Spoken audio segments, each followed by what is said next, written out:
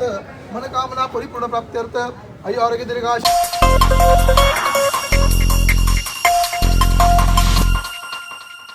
प्रभाग क्रमांक 214 भारतीय जनता पक्षाचे उमेदवार अजय पाटील यांच्या निवडणूक जनसंपर्क कार्यालयाचे या ठिकाणी उद्घाटन झालेलं आहे।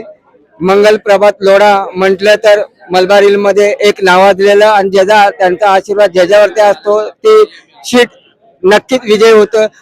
मागच्या 2017 मध्ये ज्यावेळी निवडणूक झाली त्यावेळी संपूर्ण महिला वर्ग हा त्यांच्या आशीर्वादाच्या छत्रछायाखाली होता आणि यावेळी त्यांनी 5च्या 5 उमेदवार हे युवा वर्गातले दिलेले आहेत, त्यातले एक अजय पाटील आहेत। आपली पहिली प्रतिक्रिया काय, जे जनसंपर्क कार्यालयात या ठिकाणी ओपनिंग झालेलं आहे, तुम्ही मतदारांना आपल्या कार्यकर्त्यांना काय आवाहन करणार आणि दुसरं म्हणजे माननीय मंगल प्रभात लोढाच्या बाबतीत आपण काय सांगणार? माननीय मंगल प्रभात लोढा यांच्याबद्दल सांगण्या इतकं मी मोठा नाही आहे। त्यांच्याबद्दल पूर्ण जग जाहीर आहे की ते काय। पहिला विषय, आज आमच्या याचं उद्घाटन झालेलं आहे कार्यालयाचं आणि आम्ही प्रचाराला तर अगोदरच सुरुवात केली आहे, पण कुठेतरी एक प्रचाराला स्थान लागतं म्हणून आज आम्ही याचं ओपनिंग केलेलं आहे। हे ऑफिस आम्ही हे ग्राउंड याच्यासाठी घेतलं की कार्यकर्ते कुठलंही ऑफिस घेतलं तरी कार्यकर्ते पूर्ण नाही याची मला खात्री आहे। आज पण तुम्ही पाहत असाल की इथे किती कार्यकर्ते जमलेले आहेत। कार्यकर्त्यांचा जोश खूप मोठा आहे आणि प्रत्येकाचं म्हणणं एवढंच आहे की गेल्या 20 वर्षामध्ये जेवढा लीड या प्रभागामध्ये आपल्याला मिळाला त्याच्यापेक्षा दुपटीने आपल्याला लीड काढायचा आहे। या एकाच आशेने माझे कार्यकर्ते जोरदार कामाला लागले। आपल्यासोबत माननीय उपमुख्यमंत्री एकनाथ शिंदे जे आहेत उमेद वळसे हे देखील या ठिकाणी आहेत। आता ही असं कन्फर्म आता अजय पाटील साहेबांनी सांगितले की आपल्याला फक्त लीडचा मार्जिनचा विषय आहे, तुम्हाला काय वाटतं किती त्या लीडने फरकाने अजय पाटील निवडून जातील? एक तर हे महायुतीचे उमेदवार आहेत, दोघांना म्हणजे आपल्या मी 214 आणि 215 संदर्भात बोलतो आणि हा मलबार हिलचे विभाग प्रमुख देखील इथे प्रवीण कोकाटे सर उपस्थित आहे, ते देखील सांगतील तुम्हाला।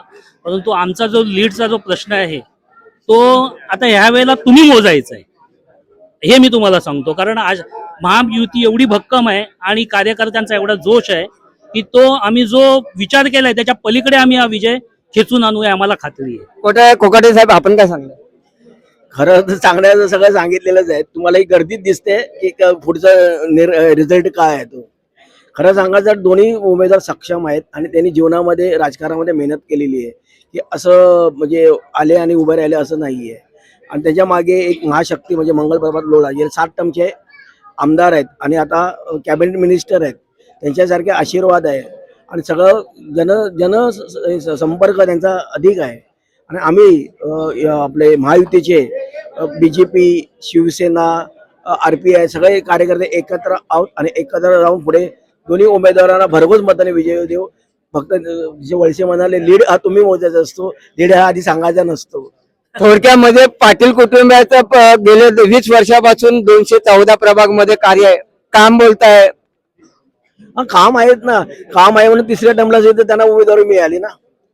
बघूया कामाच्या जोरात उमेदवारी मिळते। कामाचं प्रगती पुस्तक हल्ली चेक केलं तर प्रगती पुस्तक म्हणतो ना आपण की बाबा प्रगती पुस्तक विद्यार्थ्याचं म्हणजे रँकिंग ठरतं, त्या रँकिंगच्या आधारावर त्यांना उमेदवारी तिसऱ्यांदा मिळालेली आहे। मंगलजीच्या बाबतीत असं म्हणजे ऐकू होतं की ज्या उमेदवाराला 2 टर्म निवडून देतात तर तिसऱ्यांदा त्या परिवारामध्ये तिकीट देत नाही, परंतु आज आपल्याला त्यांनी तिकीट दिले, त्या संदर्भात आपण काय बोलणार? मंगलजींबद्दल विरोधक हा अपप्रचार करत होते इतका वर्ष, तो अपप्रचार मंगलजींनी खोडून काढलेला आहे। मंगलजी कामं बघूनच निर्णय घेतात। आताच मी जसं सांगितलं की संतोष जालेसारखा गरीब मुलगा ज्याचं स्वतःचं घर नाही, त्याच्या कामाला त्यांनी पारखून त्याला तिकीट दिलेले आहे। म्हणजे मंगलजी तिकीट देताना समोरच्या व्यक्तीचं काम, मेहनत तो लोकांसाठी काय करतो हे बघूनच देतात।